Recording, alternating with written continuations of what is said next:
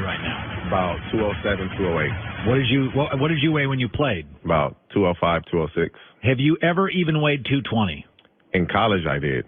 Why? I wanted to be big. And okay. So you made a plan. You designed a workout that would elevate your weight and your strength. Protein shakes every night with ice cream. Okay. At Oregon State. But you mostly, last 15 years, weigh the exact same. Yeah, I haven't gained a pound in probably 15, 20 years. Okay, so when I hear this story, the Jets are concerned that Le'Veon Bell added 35 pounds. I got to tell you, I've always been concerned about the athlete that weight fluctuates. That tells me about... But you know what, though? Le'Veon Bell was really big in college. He was huge in college, 250, I believe. 265, I don't know. I think that might be a bit exaggerated. That might Tell me a teammate you had who fluctuated in weight. The running back, Rudy Johnson, he fluctuated in weight. Corey Dillon would fluctuate in weight. And so... And they were both good. They're both pretty damn good. It's one of those things where as long as you can gain weight, as long as it's not sloppy weight and fat and you don't look good. You want to look good. He didn't play football the whole season. I'm not too much worried about it. As long as when it's time to take a physical, if you're not over 240, 245, I'm fine with it. All right. So I heard you, I was saying this earlier. I know people that played with Peyton Manning. He would yell at you. I know I've talked to people who played with Troy Aikman. He would yell at you. Big Ben yelling at AB doesn't bother me. What bothers me is when Aaron Rodgers and Big Ben are passive-aggressive. I like my quarterbacks to be aggressive. I like when Brady yells at teammates. I like when Aikman did. I know Peyton Manning. I know Jeff Saturday. He's like, Peyton and I got into arguing. What I don't like is passive-aggressive. So when I look at Big Ben and AB, Antonio Brown literally pouted because he didn't win the team MVP award and they decided to sit him. That seems like an issue that's like childish. I want Big Ben to be a screamer. What I don't want him to be is passive-aggressive. Now, number one, we really disagree on this, and I'll tell you why. All right. Peyton Manning is looked at as a leader. Tom Brady is looked at as a leader. Drew Brees is looked at as a leader. Ben Roethlisberger is not looked at as a leader in the locker room. So when you yell at me, the guys are like, bruh, you need to chill out. We don't see you as a leader. A lead, like the general manager, it's asinine for him to come out and say that because you can't appoint somebody a leader. You know what a leader is?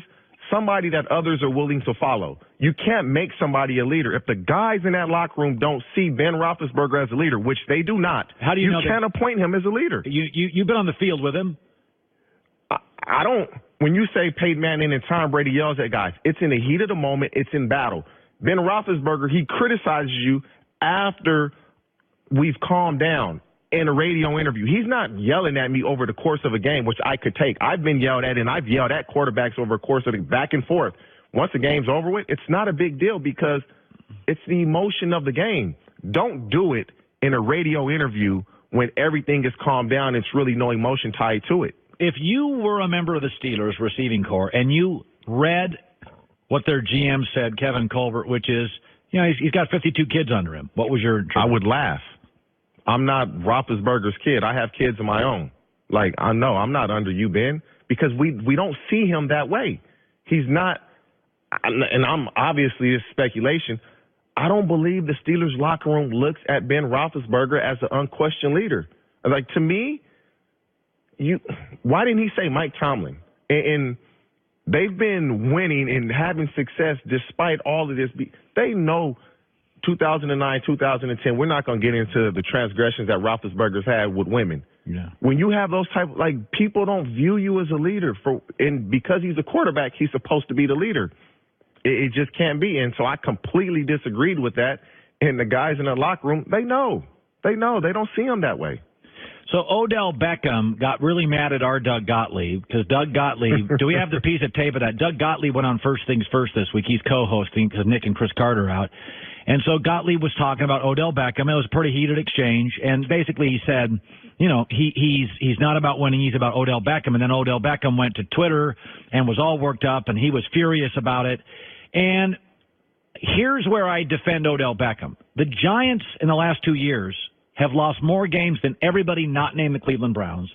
In the last decade, the Giants are the third worst team. They've had 3 coaches in 4 years. Is that this is a completely dysfunctional organization, and it's quite possible that Odell Beckham, I consider myself one of these people, needs to work with a good, strong organization. I don't like chaos in my life. I don't deal well with dysfunction, and it's possible. I didn't hear about Odell Beckham at LSU being a problem. I didn't hear him with Tom Coughlin being a problem. He's been a little bit of a headache since this organization circled the toilet bowl. And so my takeaway is Odell just needs a better environment. He wants to win. Once he's established himself as he's pretty much a global superstar in the NFL, and you rarely see that. It's probably him and Tom Brady and Aaron Rodgers. I would guess those are the only 3 in the league. I don't even know if Aaron's global. Brady is and Odell is. And so now that he's established himself, he wants to win. The Giants have had 0 success since he's been in the NFL, and the dysfunction is failure. That's what it is. We have failed to win. I'm frustrated. I want to win. It's as simple as that. That's how I see it. If they win, none of this comes out. Do you ever have a teammate that was a different guy winning and losing? You're a pretty consistent guy, but a lot of guys are different when you win or lose. It's whether you show that. It's whether you can compress and keep those feelings inside and not try to change, because if you can accept winning, you got to be able to handle failure.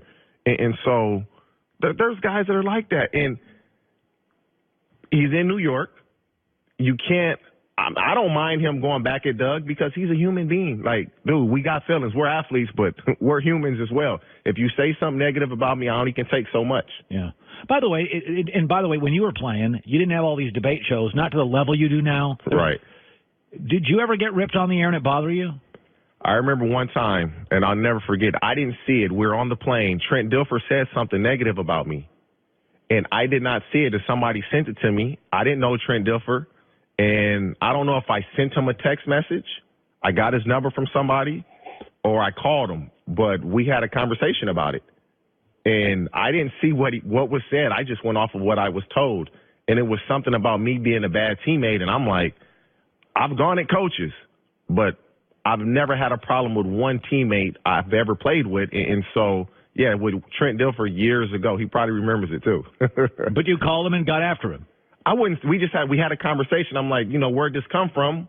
It was a good conversation, and anybody knows Trent Dilfer is not a punk, and so right. It was a good grown man conversation. I've had 2. I don't mean to. I'm throwing this out there. I had a NBA coach call me a week ago. I was in the middle of dinner. I said, I'll call you back. He was great about it. He's like, man, you know what he told me? He goes, your information is bad. Really? And I said, why is it bad? This is what I hear. And he said, no, I'm all good with this guy. It was a star player. And he's like, I'm all good with this guy. He goes, don't. And I said, okay, how come blank, blank, blank? And he said, well, that's just a bunch of media crap. He goes, I'm good with him. Do you respect that? Oh, totally. We were great. And by the way, I said, he goes, I don't watch these shows. He goes, but my friends do. And my friend said last couple of days, hey, Cowherd's ripping you. And I didn't really rip him. I put his name out there with something, and he was very good about it. I always respect when guys call me. Now, I did have one NBA coach threaten me. Taking it too far, man. Taking it a little too far. I was just a little over. He got really mad at me. It's okay. But that's okay. I always call back. That's your job. It happens. By the way, I put Baker Mayfield on the couch. I don't mind getting yelled at. It happens. You got to have thick skin. You can't be thin skinned. You're a professional athlete. We're lucky to be in a position we're in. If you don't like it, just quit and go work another job, and nobody will know who you are. TJ Hushmanzada, good stuff, buddy. Daryl Morey, Rockets GM, borderline genius. Rockets second best team in the NBA? Many think so. What to make of James Harden's streak? Next.